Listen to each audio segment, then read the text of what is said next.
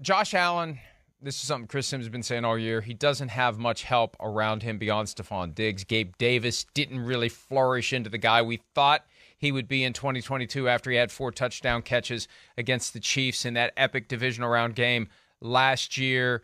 They have Cole Beasley back. They have John Brown back. God, who's next? Andre Reed. It really is amazing that they're getting the band back together. And Peter, you know, the other thing that I keep watching, I would have thought the 2 touchdown returns from Nyheim Hines would have earned him more reps, more playing time on offense, more touches. He had 1 touch. He had 10 plays offensively. If I'm Sean McDermott, I'm telling Ken Dorsey, get the ball in this guy's hands. This guy is incredibly special in the open field, in the broken field. Let's simulate what it's like when he's got the ball on a kick return, bubble screen, jet sweep, something. Let him do his thing. I thought we'd see it, and maybe they were holding it. Maybe they thought they didn't need it against the Dolphins. Maybe they're saving it for this one. But Josh Allen needs some help around him. 22 giveaways from Allen this year, 16 interceptions in the regular season and the playoffs. You know, he wasn't even the second-team All-Pro quarterback. I was stunned when that came out last week because I voted Mahomes, then Allen. I don't know what you voted, but it ended up Mahomes, then Jalen Hurts. And for the guy who was the all-off-season MVP favorite and most of the season MVP favorite, I'm surprised Josh Allen wasn't at least the second-team AP All-Pro quarterback. And the guy still has, man, look at that throw. Incredibly high in talent, but, you know, impressive throw caught by the wrong guy. Mike, to let you know, I voted Burrow second team. And if there was a third team, I would have voted Hurts. It's nothing anti-Josh Allen. I think when you get down to it, you have to make tough choices on things like quarterbacks and coach and things like that, because there are a lot of really good ones. But I find it really ironic. We're in the final 8 of the season right now, Mike. And who are the best weapons for one of those 8? Let's take the New York Giants. The best weapons, number 1, Daniel Jones. Number 2, Saquon Barkley. Number 3, Isaiah Hodgins.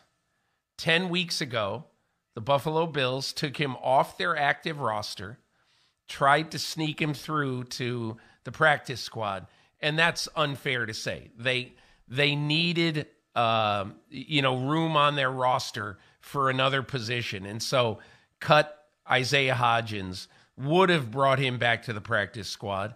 But there's Brian Daboll, the head coach of the Giants, and Joe Shane, the GM of the Giants, who last year were with every day of that year. Were with Isaiah Hodgins, who was a 6th-round draft pick of the Bills in 2020. And so they knew him. They knew him well. And deep down, I'm told, there are those inside the Giants who said he will step in and be our number 1 receiver.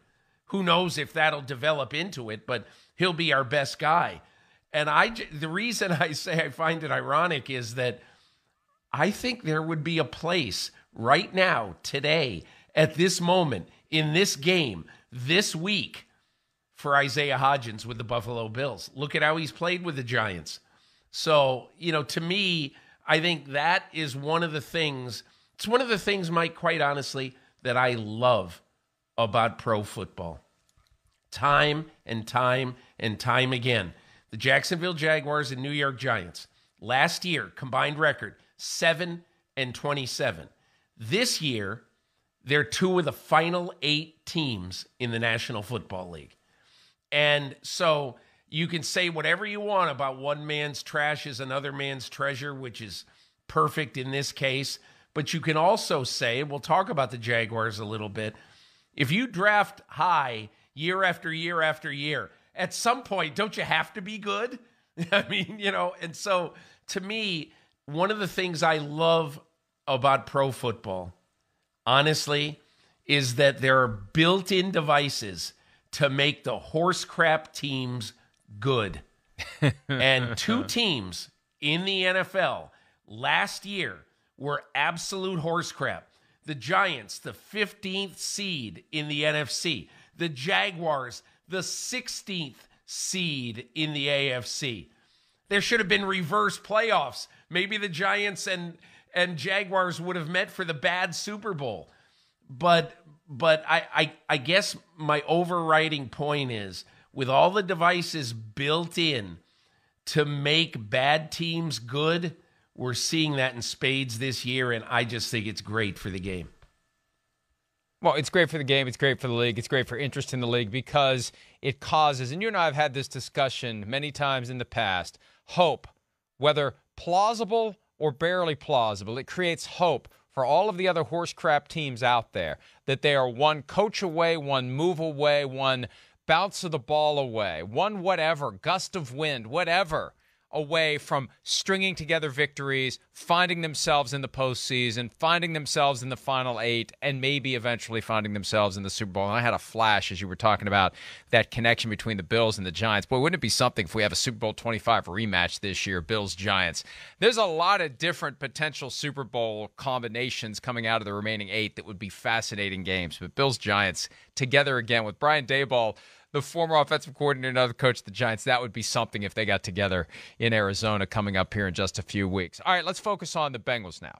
The Bengals, specifically on the question of them being the underdog in this game. They are 5.5-point underdogs. Here's head coach Zach Taylor and quarterback Joe Burrow talking about their status as the team not favored to win the game.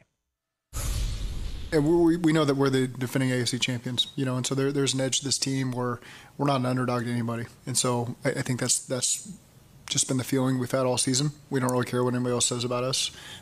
We know we belong in the field with every team in this league. I always enjoy going on the road. It's just you and your guys. Feels like it's you against the world, and that's where we like to be. Do you feel like an underdog going into this game? I never feel like an underdog.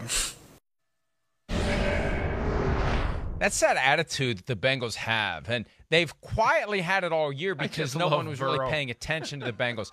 Isn't it amazing? Has there ever been, Peter, a team that had been to the Super Bowl that didn't have the proverbial target on its back the next year? The Bengals should have been the team all year long that everyone was gunning for. Instead, it was the Bills. So it's fitting that they meet in the postseason. The team that should have been the one that every other team is trying to beat versus the team that ultimately became the team everyone was trying to beat. And meanwhile, the Chiefs are like, what the hell about us?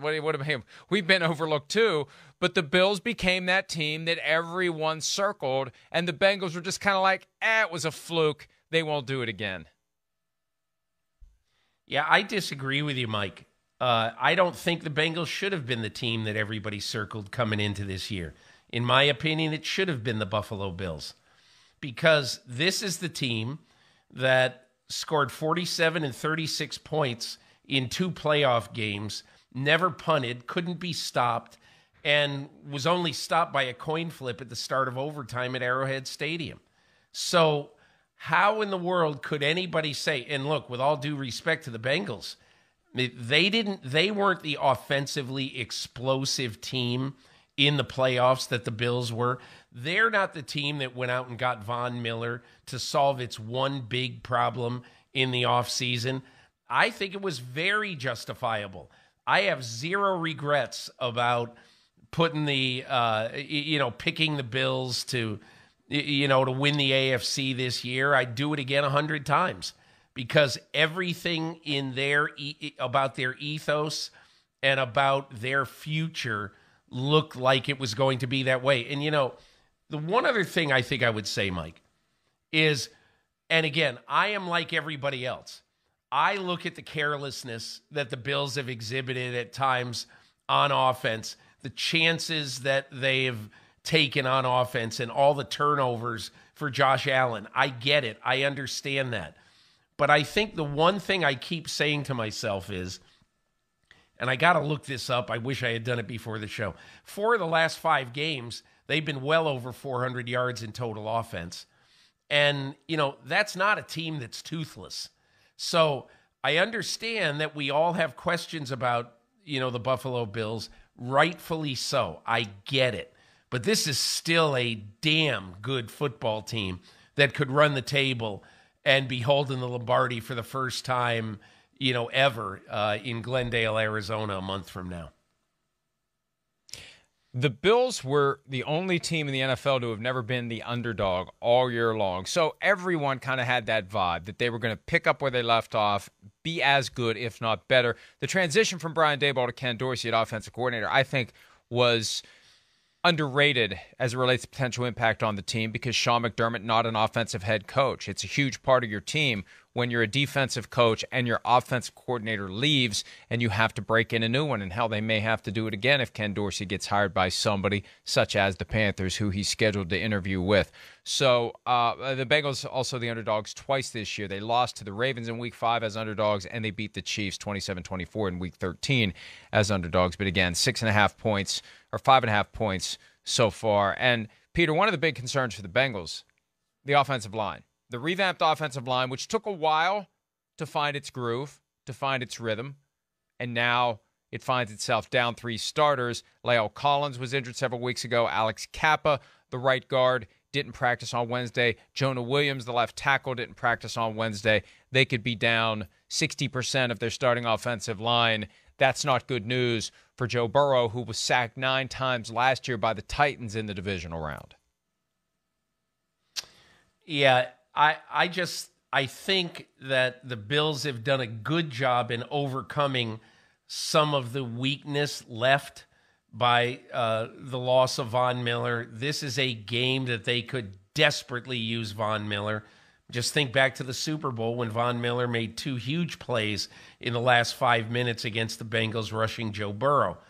But I also think that one of the things that Von Miller has done, and I remember I covered the Bills at Kansas City earlier in the year, and I remember going through their locker room after the game, and Gregory Rousseau talked about the lessons that he's learned from Von Miller, the daily lessons. And I think one of the biggest things that a veteran pass rusher can teach guys like Boogie Basham, Greg Rousseau, everybody on that front, is to vary your rush. And if you see, I bet a third, this would surprise people, but I bet a third of Von Miller's, maybe not a third, but I bet a quarter of Von Miller's career sacks come on bull rushes. And you don't think of Von Miller as a bull rusher, but I think that everybody that he has influenced with the Bills, especially, Mike, this week, because the Cincinnati Bengals will have, over the last month, basically, they've lost 3/5 of their offensive line. And so they most likely are going to be fielding not necessarily inexperienced, but inexperienced in games of this magnitude, new guys at right tackle and left tackle. And in my opinion, that could be a huge, huge factor in this game. Absolutely. But either way, it's a great one that we thought we would see potentially conclude a few weeks back. It was canceled, and now they will get together on Sunday in Orchard Park, Bengals Bills. Hi, it's Mike Florio. Thanks for watching PFT on YouTube. Hit subscribe for the latest news and analysis from Pro Football Talk.